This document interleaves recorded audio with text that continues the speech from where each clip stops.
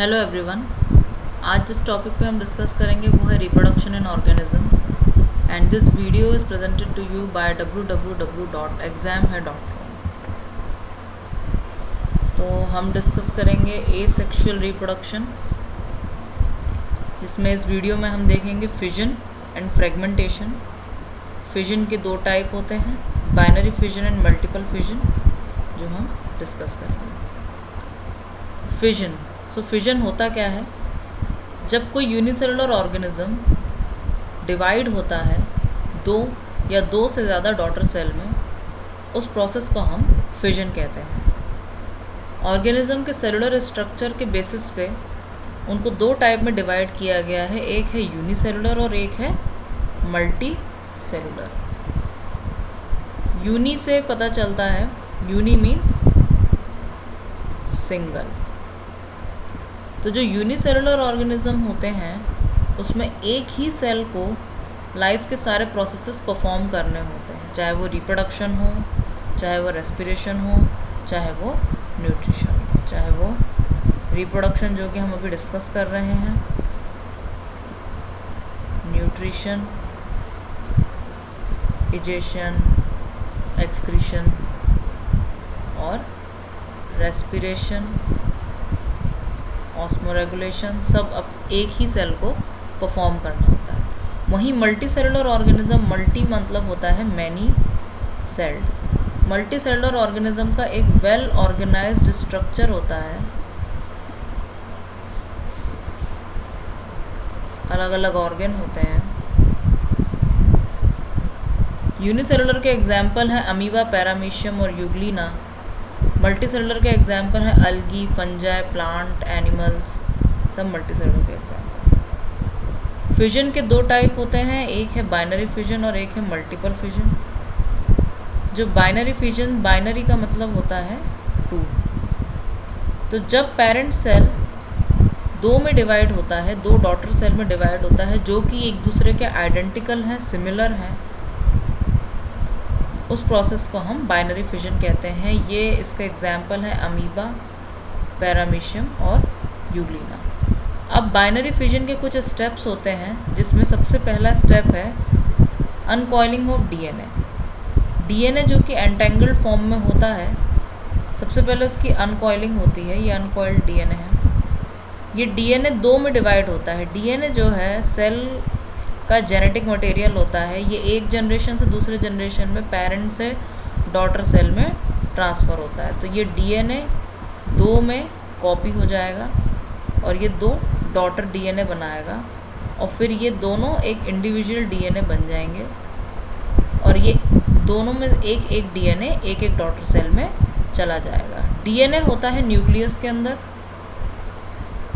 सबसे पहले nucleus divide होता है और न्यूक्लियस के डिवीजन के प्रोसेस को हम बोलते हैं कैरियोकाइनेसिस। उसके बाद साइटोप्लाज्म डिवाइड होता है। साइटोप्लाज्म जो है liquid part of the cell है और साइटोप्लाज्म के डिवीजन को हम कहते हैं साइटोकाइनेसिस। जब साइटोप्लाज्म डिवाइड होता है उसके बाद सेल वॉल का फॉर्मेशन होना स्टार्ट हो जाता है। सेल वॉल के फॉर्मेशन के बाद ये सेल वॉल पूरी तरीके से फॉर्म होके पेरेंट सेल को दो डॉटर सेल में बना देता है और ये दोनों डॉटर सेल एक इंडिविजुअल सेल की तरह रहते हैं।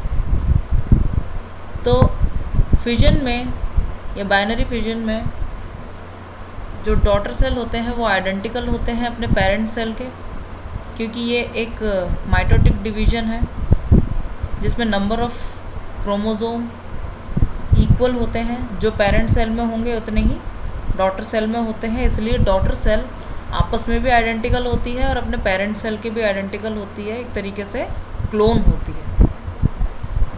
ये कुछ स्टेप्स हैं जो मैंने डिस्कस किए थे। Uncoiling of DNA, replication of DNA, splitting of DNA and development of new cell wall, new daughter cell were formed with coiled DNA. जब डॉटर सेल कम्प्लीटली बन जाएंगे तो डीएनए वापस से अपने ओरिजिनल फॉर्म, कॉइल्ड फॉर्म में आ जाएगा। Amoeba में जो देखने को मिलता है बाइनरी फिजन, वो इर्रेगुलर होता है क्योंकि इसका पर्टिकुलर कोई डायरेक्शन नहीं होता। तो सबसे पहले न्यूक्लियस डिवाइड होता है, उसके बाद धीरे धीरे साइटोप्लाज्म डिवाइड होता है और दो नए डॉटर सेल डेवलप होते हैं, न्यू डॉटर सेल। नेक्स्ट आता है पैरामीशियम। पैरामीशियम का डिवीजन ट्रांसफर्स होता है। ट्रांसफर डिवीजन में सबसे पहले न्यूक्लियस डिवाइड होगा, न्यूक्लियस डिवाइड होने के बाद साइटोप्लाज्म डिवाइड होता है। इस तरीके से डिवीजन होता है इस डायरेक्शन में, इस वजह से पैरामीशियम का डिवीजन ट्रांसफर कहलाता है, ट्रांसफर्स। पैरामीशियम के डिवीजन साइटोप्लाज्म के डिवीजन के बाद सेल वॉल का डेवलपमेंट होना स्टार्ट हो जाता है और जो इस सेल वॉल के डेवलपमेंट के बाद ईच पैरामीशियम न्यू ऑर्गेनिज्म बनाते हैं, न्यू डॉटर सेल। यूग्लिना के डिवीजन होता है लॉन्गिट्यूडनल। सबसे पहले फ्लैजिला का फॉर्मेशन होता है, फ्लैजिला दो में डिवाइड हो जाते हैं। फ्लैजिला लोकोमोशन के लिए हेल्प करता है यूग्लिना को। उसके बाद सेल न्यूक्लियस डिवाइड होता है, न्यूक्लियस डिवाइड होने के साथ साथ सेल वॉल का फॉर्मेशन होने लगा और साइटोप्लाज्म डिवाइड होने लग जाता है। साइटोप्लाज्म के डिवीजन के बाद सेल वॉल पूरी तरीके से फॉर्म हो जाता है और यूग्लिना दो में डिवाइड हो जाता है। यूग्लिना का डिवीजन इस डायरेक्शन में होता है, इसलिए इसे लॉन्गिट्यूडनल डिवीजन कहते हैं और यहाँ पे न्यू डॉटर यूग्लिना बन जाते हैं, न्यू डॉटर सेल। ओके, अब आता है मल्टीपल फिजन।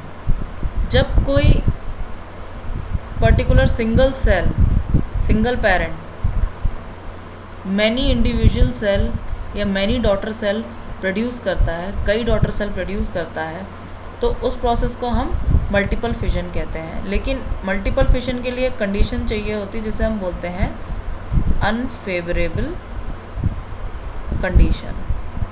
अनफेवरेबल कंडीशन में क्या होता है, जैसे कि एग्जाम्पल लें, ड्राइनेस और कोल्ड या फिर ऑक्सीजन की कमी। तो उस कंडीशन में सेल अपने चारों तरफ डेवलप करता है सिस्ट, जो कि एक प्रोटेक्टिव लेयरिंग है।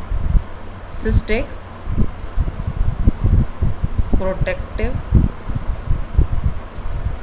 लेयर है जो कि सेल को एडवर्स कंडीशन से बचाती है। इसके अंदर न्यूक्लियस कंटिन्यूस डिवाइड होता है। न्यूक्लियस का डिवीजन होकर ये न्यूक्लियस कई न्यूक्लियाई में कन्वर्ट हो जाता है और हर एक न्यूक्लियाई के चारों तरफ साइटोप्लाज्म डेवलप हो जाता है और साइटोप्लाज्म डेवलप होने के बाद इसके चारों तरफ सेल वॉल डेवलप हो जाती है और इस तरीके से ये कई डॉटर सेल में प्रोड्यूस हो जाते हैं। ओके, जब भी फेवरेबल कंडीशन मिलती है, जब एनवायरनमेंट सेल के फेवर में आ जाता है, फेवरेबल कंडीशन मिलती है, तो ये सिस्ट बर्स्ट कर जाती है और जितने भी डॉटर सेल हैं वो रिलीज़ हो जाते हैं एनवायरनमेंट में और ईच इंडिविजुअल की तरह ग्रो करते हैं। ये सारे पॉइंट्स हैं जो मैंने डिस्कस किए थे। मल्टीपल फिजन का एग्जाम्पल है मलेरियल पैरासाइट प्लाज्मोडियम। कुछ एडवर्स कंडीशन में अमीबा भी मल्टीपल फिजन शो करता है और मोनोसिस्टिस। नेक्स्ट टॉपिक है फ्रेगमेंटेशन। तो जब कोई ऑर्गेनिज्म दो में डिवाइड हो जाता है, दो में ब्रेक हो जाता है और ब्रेक होके जो उसके पीसेस बनते हैं उस पीस को हम बोलेंगे उसके फ्रेगमेंट्स। और ये हर एक फ्रेगमेंट एक नए इंडिविजुअल को प्रोड्यूस करते हैं। जैसे हम इस एग्जाम्पल में देखेंगे एल्गी, स्पाइरोगायरा। तो स्पाइरोगायरा में क्या होता है, ये एक मल्टी सेलुलर ऑर्गेनिज्म है, मल्टी सेल्ड ऑर्गेनिज्म है।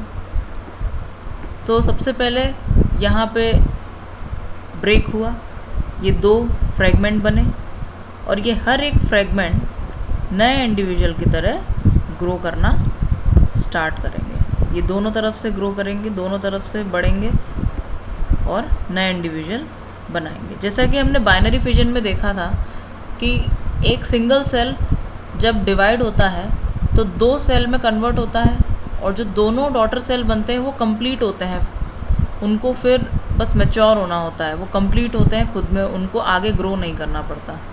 बट फ्रेगमेंटेशन में हर फ्रेगमेंट को ग्रो करना पड़ता है, डेवलप होना पड़ता है, उसके बाद जाके वो एक कंप्लीट ऑर्गेनिज्म बनते हैं। जैसे हम दूसरा एग्जाम्पल देखेंगे प्लेनेरिया का।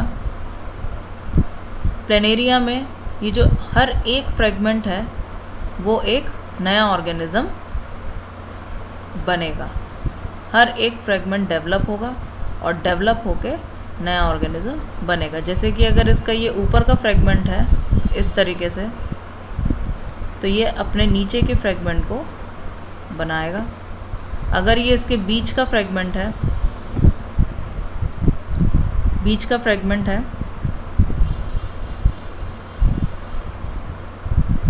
तो ये अपने दोनों तरफ ग्रो करेगा इस तरीके से। लास्ट का फ्रेगमेंट है तो ये अपने ऊपर के फ्रेगमेंट को डेवलप करेगा। ओके, तो फ्रेगमेंटेशन में जो ऑर्गेनिज्म बनता है अपने पेरेंट सेल से, वो सिमिलर होता है अपने पेरेंट का, वो भी क्लोन होता है अपने पेरेंट का। क्योंकि एसेक्सुअल रिप्रोडक्शन में सिंगल पेरेंट से ही ऑर्गेनिज्म डेवलप होता है, तो जब कोई भी ऑर्गेनिज्म अपने सिंगल पेरेंट से ही डेवलप होगा तो वो अपने पेरेंट की कॉपी होगा। अब फ्रेगमेंटेशन इन स्टारफिश में इसका जो हर एक फ्रेगमेंट है वो एक नए स्टारफिश को बना सकता है। जैसे कि इस डायग्राम में इस फ्रेगमेंट में से ये नया का नया पूरा ऑर्गेनिज्म ग्रो कर गया, new individual.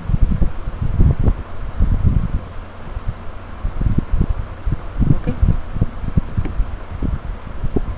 So thank you for watching this video.